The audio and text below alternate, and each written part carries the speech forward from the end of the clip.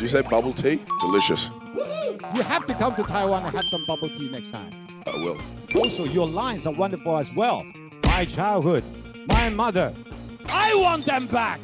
Oh yeah. You're gonna put me out of a job, man. You come on the whole press tour with us. As a child, my world was forever changed.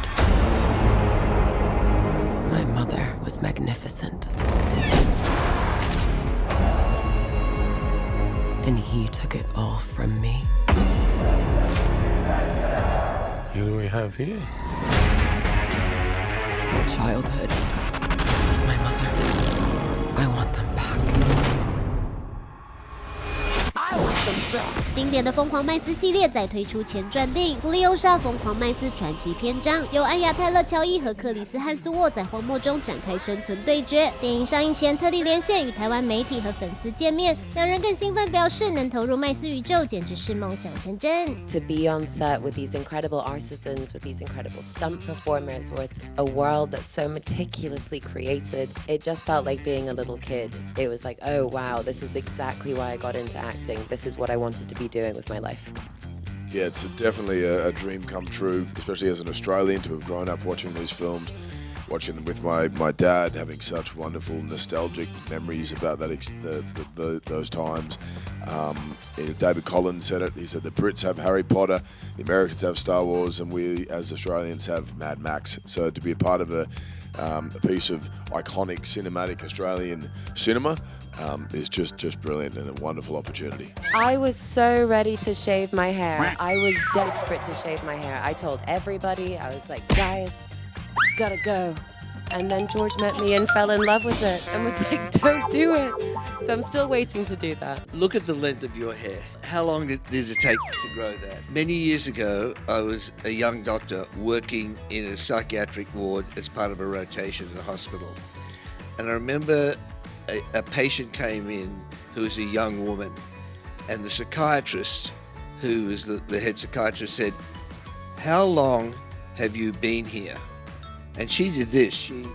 Her hair was down here, and she started to measure the months by her hair. And the moment you said that, she came back to me, and I thought, how many months is it going to take you? How many years? He's a very sweet man, Dr. George. Plus, if we had to suddenly shoot something else, then it would have been difficult because we didn't have the ability to do it. So I'm glad we did that, and the wigs worked well, and we were able to sort of make it work really well with visual effects and so on.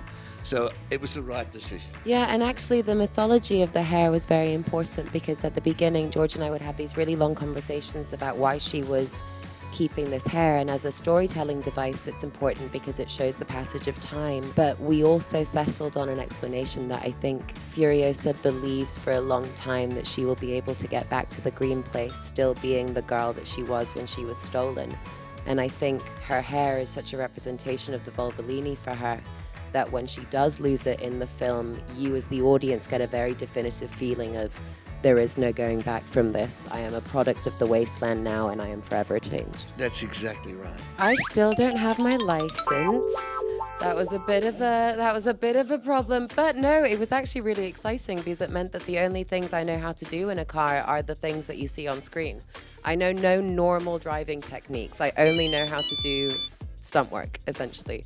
But we started training about a year before I came into Australia, and it was motorbikes, cars, being able to physically do the stunts over and over and over again with strength training. And I was really lucky that I had a wonderful stunt double, Hayley Wright, who has become my sister, and she and I just did all of our training together, and it was very cool. That is awesome, and we can see it on screen. And also your lines are wonderful as well.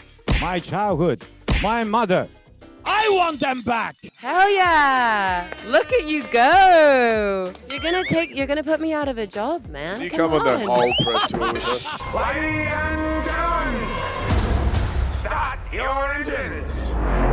这回饰演大反派克里斯汉斯沃在造型和口音上都别有用心。I had the script 2 years prior to starting filming. Many different ideas were circulating around my head, different sorts of influences. Some from, the vocal quality was a little bit from my grandfather. Some more sort of silly references, like, the way seagulls interact with one another when they're fighting over bread, and there's this sort of obnoxious kind of attitude. They're quite an annoying animal, and I wanted this to be something abrasive and sort of disruptive about the way he spoke and moved, and his sort of posture and general sort of physicality. And then the hair and the teeth and the prosthetic nose and the wardrobe, all of it continued to inform and build upon this sort of very quirky, complicated individual. And look, it was a constant sort of exploration. We were able to experiment, but to have something that was such a departure from what I'd done before was creatively so satisfying and felt very freeing. I'd played the hero for many years before this, and there's certain many archetypes and rules and structures that you have to sit within doing that. Whereas the villain is, I feel, a lot freer, and there's also an honesty to the villain because they're inconsistent and flawed like all of us, the sort of the superhero, I guess, the appearance of sort of perfection and noble and, does right always, we all know is not quite true because we as human beings are complicated and contradictory and so on. So it was a lot of fun. It was a lot of fun. Could you please teach us something? Teach us a word with your accent, please, and the voice. In the voice, well, you just gotta kind of get it up here in your nose, There is no hope. Okay, 1, 2, 3. Let's go together. Okay, 1, 2, 3. There is no hope. You are fantastic.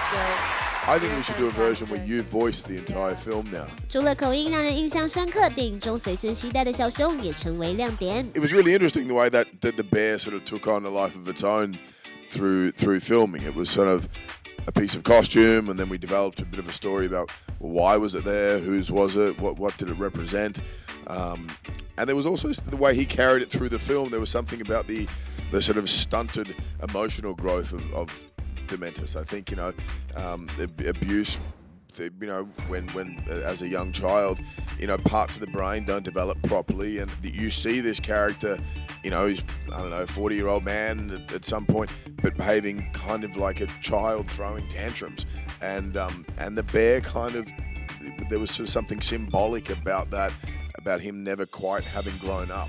I actually didn't take the bear. I need to get one, George, because I keep getting asked about the bear, and I said, why didn't I take it? As an actor, do you bring anything, a lucky charm, with you when you are shooting the film? Not really. Just some good cast members and a good director. Taiwan is fortunate enough to be a place of abundance with many fruits and food. There is even a nickname, the Kingdom of Fruits. What fruit or food from Taiwan would you bring to the Mad Max world? I will give you some options. Banana, mango, pear, bubble tea, stinky tofu. Which happens to be my favorite fruit of all time, and that's the mango. I love mangoes. So if I was in the wasteland, I'd get a mango. The only reason why we don't have a mango at the opening of the movie is that you can't put a mango seed in your mouth like Furiosa. I'd bring a peach. Yeah. I would bring a peach for sure. Did you say bubble tea? Bubble tea, yes. Delicious. Woohoo! Woohoo! Yes! You have to come to Taiwan and have some bubble tea next time. I will. 好的，这个I will我们都听到了。在克里斯来台湾和真奈和大家见面前，粉丝也别错过芙莉欧莎疯狂麦斯传奇篇章中他别于以往形象的精彩演出喽。完全娱乐采访报道。3, 2, 1, hands up! Witness Furiosa! Thank you. That was really great. Thank you. You're fantastic. Everyone, thank you very much.